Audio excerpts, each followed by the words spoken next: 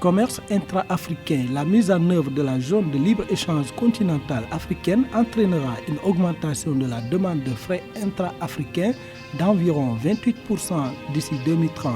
C'est ce qui ressort des travaux du Forum des entreprises africaines qui se sont tenus à Addis Abeba en Éthiopie. Au Sénégal, les exportations ont enregistré une hausse de 319,9 milliards de francs CFA en décembre 2021 contre 271,2 milliards de francs CFA le mois précédent, soit une progression de 18%, ont indiqué les services statistiques de l'État. Cette progression est liée à des expéditions de produits pétroliers, d'acide phosphorique, de poissons frais de mer. L'État de Côte d'Ivoire a encaissé la somme de 65 milliards de francs CFA de bons et obligations de trésor dans le but de financer son budget. Selon le compte-rendu d'adjudication des obligations assimilables du trésor organisé mardi 22 février sur le marché financier de l'UEMOA.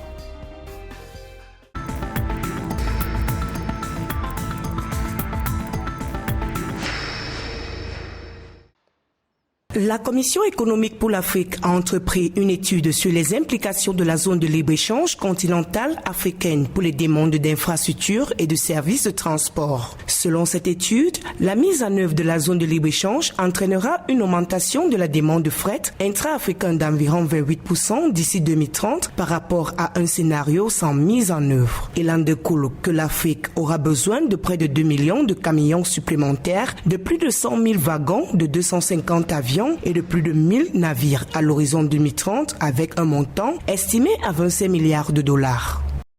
Nous avons encore besoin de plus de 243 avions sur le continent africain et 25 milliards de dollars afin de permettre à la ZLECAf d'atteindre ses potentiels, donc un besoin d'investir dans les compagnies aériennes. Aujourd'hui, lorsque vous comparez nos trains et lignes ferroviaires, il y a beaucoup de discussions dessus. Comment fonctionnent les trains? Quelle est la connectivité? Et certains programmes y font allusion.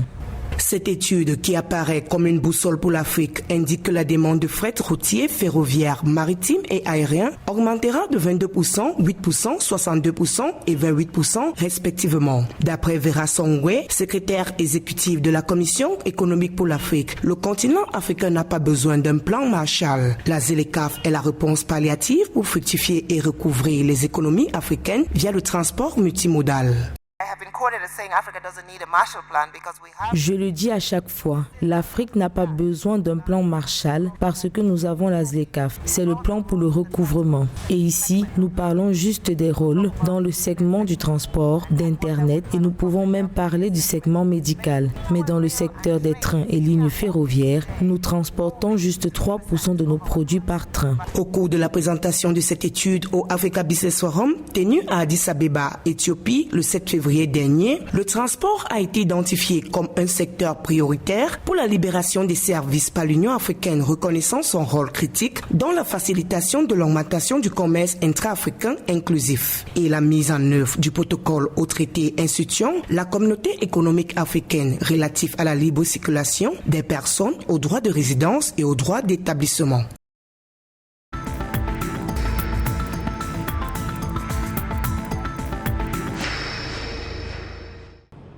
Au Sénégal, les exportations ont enregistré une hausse de 319,9 milliards de francs CFA en décembre 2021 contre 271,2 milliards de francs CFA le mois précédent, soit une progression de 18%, ont indiqué les services statistiques de l'État. Selon le bulletin mensuel sur le commerce, cette progression est liée à des expéditions de produits pétroliers, d'acide phosphorique, de poissons frais de mer et des phosphates. Toutefois, la baisse des ventes à l'extérieur de l'or et des crustacés mollusques coquillages a limité cette augmentation.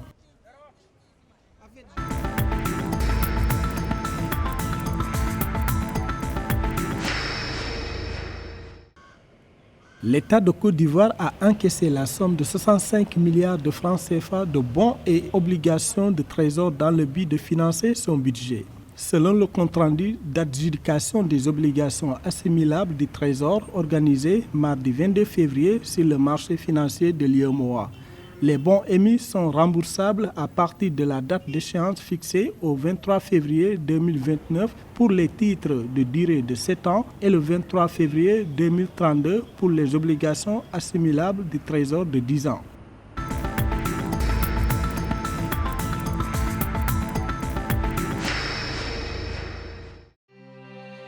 En Égypte, la Banque commerciale internationale a rendu public les résultats de ses activités au titre du 4e trimestre de l'année 2021.